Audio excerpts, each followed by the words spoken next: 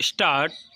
अध्यक्ष जी, जिस समय पाकिस्तान ने भारत पर हमला किया था उस समय उन्होंने देश की रक्षा के लिए महत्वपूर्ण कार्य किया था।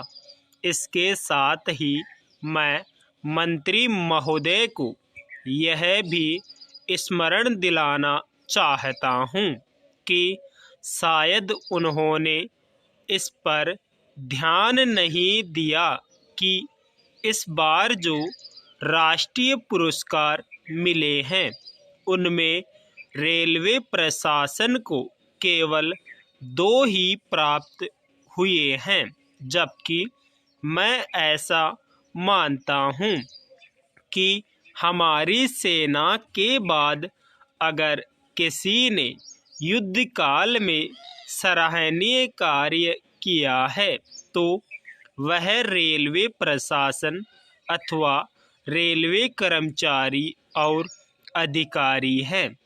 इसलिए उनके मनोबल को बनाए रखने के लिए और उनको प्रोत्साहित करने के लिए रेल मंत्री को इस बात पर भी ध्यान रखना चाहिए और इसका प्रयास करना चाहिए कि जो भी इस तरह के प्रोत्साहन मिले उनमें रेलवे का विशेष ध्यान रखा जाए। पैरा। रेल मंत्री महोदय ने अपने वक्तव्य में भी रेलवे कर्मचारियों की प्रशंसा की है या उनको प्रोत्साहन दिलाया है, लेकिन यह प्रोत्साहन शांति काल में भी बना रहना चाहिए।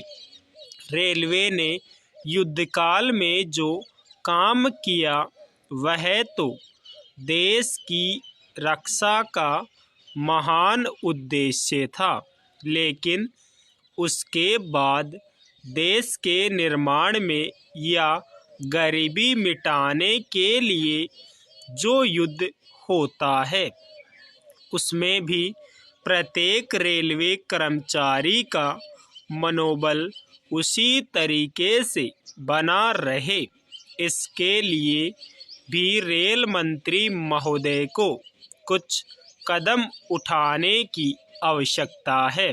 मैं ऐसा मानता हूँ कि वह किसी भी तरीके से करे, उनका तरीका कुछ भी हो, लेकिन उनको यह करना चाहिए कि जितने भी रेलवे कर्मचारी हैं, जो भी रेलवे को मुनाफा हो उसमें वह साझीदार हो, चाहे आप उनका बोनस के रूप में कुछ दे, चाहे किसी और तरीके से दे, लेकिन हर वर्ग के रेलवे कर्मचारी को मालूम होना चाहिए कि यदि वह देश के निर्माण के संबंध में ठीक तरह से काम करेगा तो उसको पुरस्कार के रूप में या